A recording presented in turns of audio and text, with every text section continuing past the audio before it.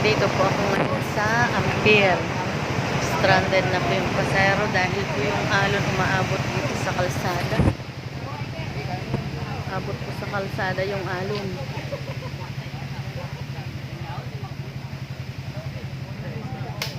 Dating tahimik.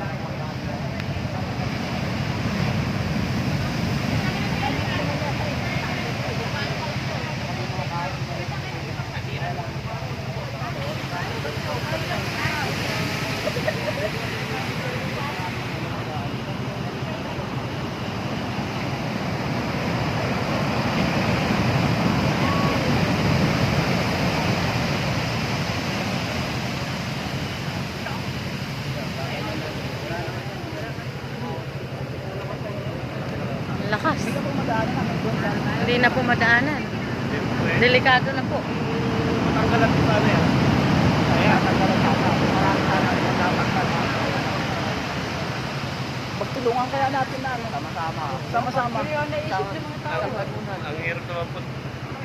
Delikado, baka biglang lumaki po yung dagat eh. Ayun, abot na po yung alon dito sa kalsada eh. Lalo na po siguro po. Ha? Nag-low tide. Pag nag-low tide, medyo malayo na yung bitak niya. Kaya dapat, ganyan nila. Pag-utay ka.